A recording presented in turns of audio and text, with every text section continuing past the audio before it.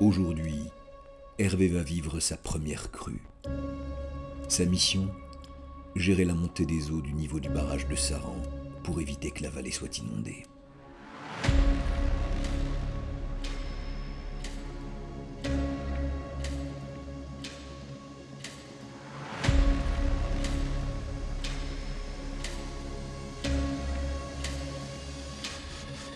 Il connaît bien la théorie de la procédure, mais seul sur le terrain, sera-t-il capable de surmonter son stress pour prendre les bonnes décisions? Saura-t-il éviter la catastrophe?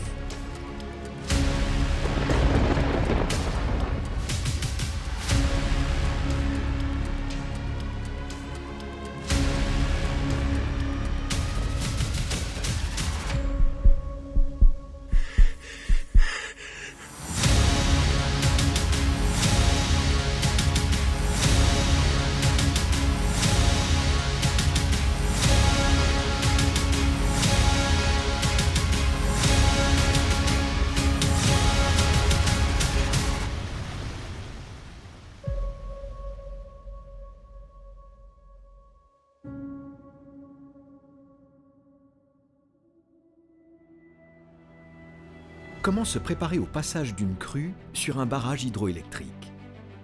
Comment apprendre à réagir de manière adaptée en situation de crise? C'est l'objectif de Crue Simulator VR, un dispositif de formation en réalité virtuelle. Maintenir la côte d'un barrage sous sa hauteur maximale demande de respecter une procédure précise.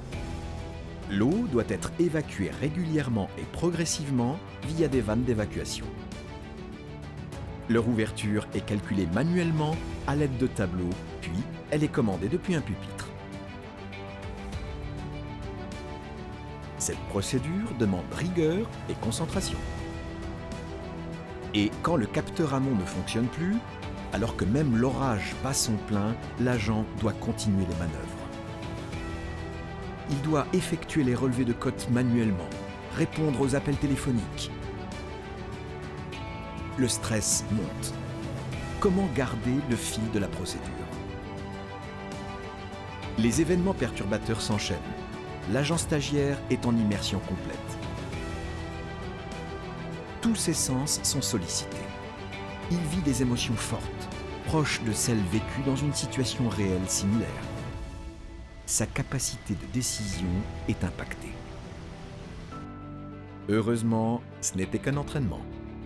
Les erreurs n'ont pas d'impact sur le monde réel et sont uniquement source d'apprentissage.